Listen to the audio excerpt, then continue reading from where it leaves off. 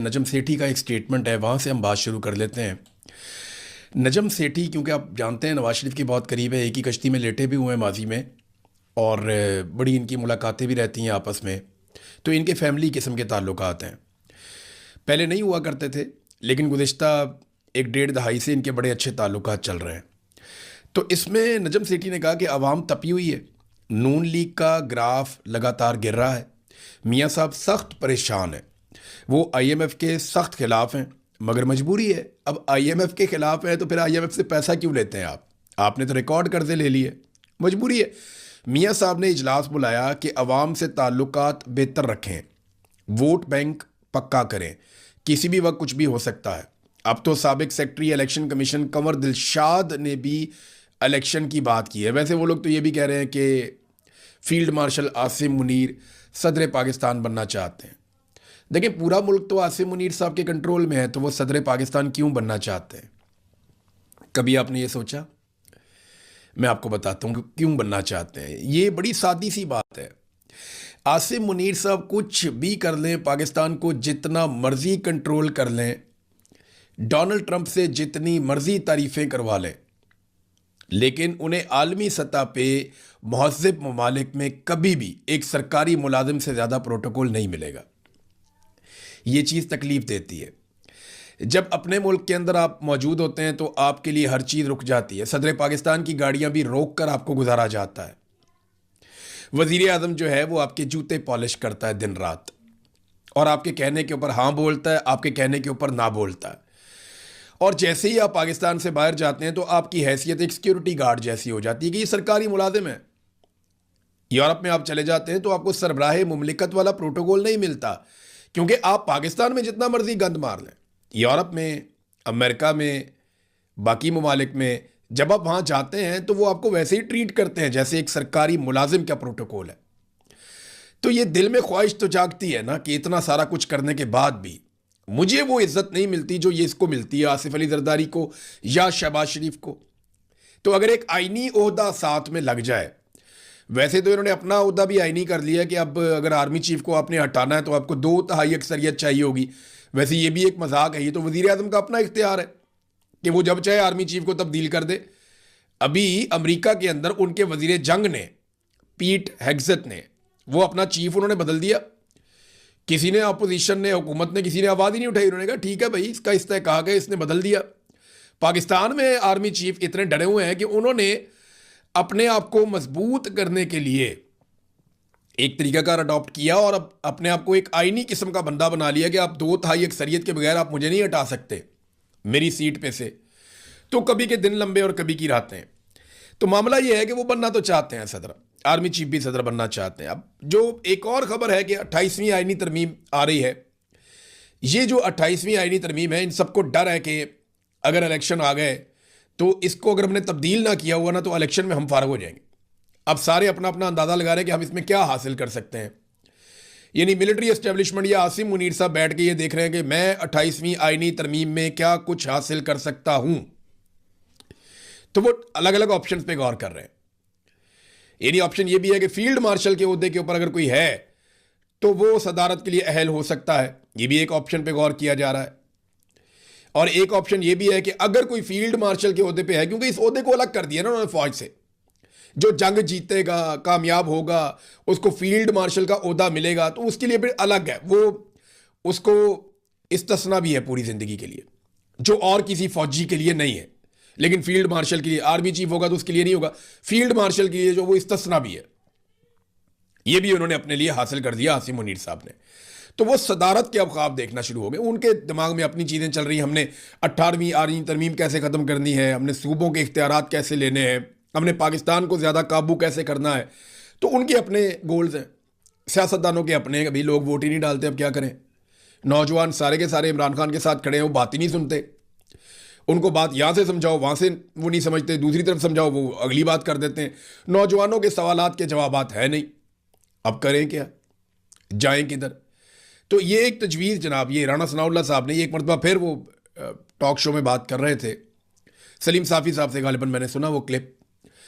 तो हुकूमत इसके ऊपर पहले भी कह चुकी है, अब भी कह रही है कि हम वोटर की जो उम्र है वो 25 साल तक ले जाएंगे। यानी जो 18 साल से लेकर 25 साल तक के बीच में 60 साल का एक गैप है, वो हम निकाल देंगे। 25 साल का वोटर कर देंगे तो करोड़ों वोटर बाहर करने की कोशिश है। अब नए वोटर जो बन रहे हैं उनसे भी जान छुड़वा लेंगे ये। तो क्या उसके बाद ये इलेक्शन जीत जाएंगे? तो मेरा सादा जवाब ये है कि कोई फर्क नहीं पड़ेगा ज्यादा, क्योंकि 25 साल से नीचे हो या ऊपर हो, कहानी एक ही चल रही है।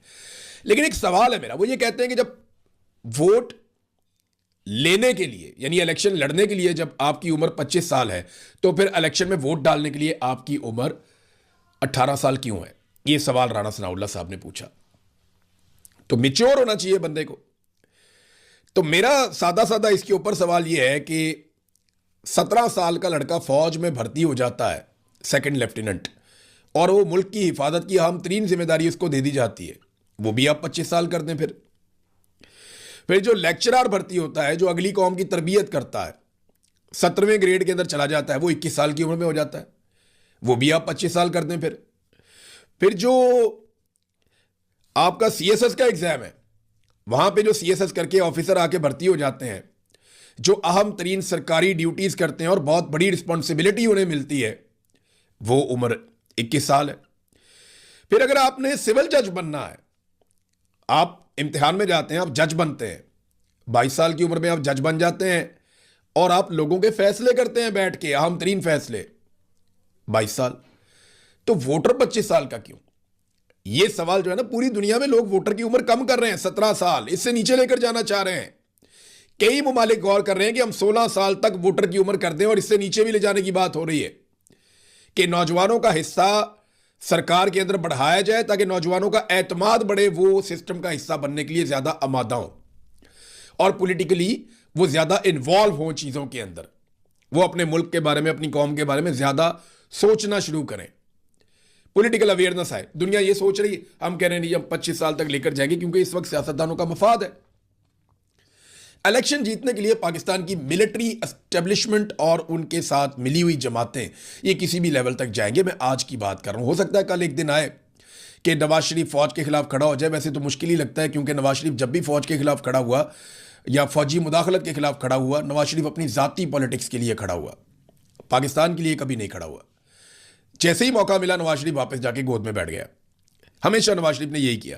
अब आज़ाद कश्मीर और गिलगित बल्तिस्तान का इलेक्शन है, एस्टेब्लिशमेंट के लिए दर्द सर बने हुए, हर हाल में वो चाहते हैं कि इलेक्शन जीतना है, क्योंकि उन्हें यही टारगेट दिया गया है कि आज़ाद कश्मीर और गिलगित बल्तिस्तान किसी सूरत हार नहीं सकते। वहां पे मुकम्मल कंट्रोल चाहिए। सेक्टर कमांडर्स की दुर्गत बनी हुई है, कभी इधर भाग, कभी इसको भगा, कभी इसको भगा, कभी ये देख, कभी वो देख। एजेंसियों के दफ्तरों के अंदर सेल बने हुए हैं कि जनाब आपने कुछ भी करके इन 2 इलेक्शंस के अंदर पाकिस्तान तहरीक इंसाफ को, इमरान खान फैक्टर को आपने बाहर रखना है। अब वही किया गया। यानी जो चीजें अभी तक सामने आई हैं और जो ये करने जा रहे हैं, मैं आपको बता देता हूं। एक तो इंटरनेट बंद करेंगे, मोबाइल सर्विसेज भी बंद की जाएंगी, जाली नताइज जैसे पहले जारी किए, ये फिर जाली नताइज जारी करेंगे। फिर सख्ती भी इंतहाई दर्जे की जा रही है। पाकिस्तान तहरीक इंसाफ के लोगों को धमकाया भी जा रहा है कि आप बेफिक्र हो जाएं, आप इलेक्शन नहीं जीतेंगे, आप जो मर्जी कर दें, जितने मर्जी वोट आप ले लें। फुल मुदाखलत हो रही है टिकटों की तकसीम में भी। पाकिस्तान तहरीक इंसाफ के अंदर बहुत कोशिश की एस्टेब्लिशमेंट ने कि ऐसे लोगों को टिकट पाकिस्तान तहरीक इंसाफ दे जो बाद में आराम से एस्टेब्लिशमेंट के कंट्रोल में आ जाए। पहले भी ऐसे हुआ था, पंजाब में खासतौर पर ज़्यादा हुआ कि टिकटों की तकसीम में ऐसे लोगों के पास टिकट चले गए जो बाद में इलेक्शन जीतने के बाद इमरान खान साहब की पार्टी को छोड़ के बेवफा बन गए। और ये इमरान खान साहब ने जब 2018 का इलेक्शन लड़ा था तब भी हुआ था। तब भी एस्टेब्लिशमेंट ने अपने बंदे इंजेक्ट किए थे इनकी पार्टी के अंदर। उन बंदों ने जब इलेक्शन जीत लिया इमरान खान का नाम लेकर, तो बाद में 20-22 लोग छोड़ के चले गए इमरान खान को, जब रजीम चेंज ऑपरेशन हुआ था। अभी आज़ाद कश्मीर में लोग शिकायतें भी कर रहे हैं, गिलगित बल्तिस्तान में भी की हैं, आज़ाद कश्मीर में लोग शिकायतें कर रहे हैं कि जनाब हमारे जो नजरियाती लोग हैं उनको नज़रअंदाज किया जा रहा है, और जो कमेटी बनाई गई है उस पर भी हमें एतराज़ात हैं। कोई लोग एहतजाज करने के लिए बैरिस्टर गौर के घर तक पहुंच गए थे, वहाँ पर उन्हें सिक्योरिटी फोर्सेज ने प्रोटेक्ट किया उनके घर को। लोग एहतजाज कर रहे हैं। आज़ाद कश्मीर में भी, गिलगित बल्तिस्तान में भी दबाव डाला जा रहा है, और कोशिश ये है कि कुछ भी करके या तो एस्टेब्लिशमेंट के बंदे आए जिन्हें तोड़ा जा सके बाद में, या जाली इलेक्शन करवा के पाकिस्तान तहरीक इंसाफ के उम्मीदवारों को बाहर रखा जाए। इंतखाबी निशान तक तो छीन लिए गए हैं, पुराना तरीकाकार यहां पे भी इस्तेमाल किया जा रहा है।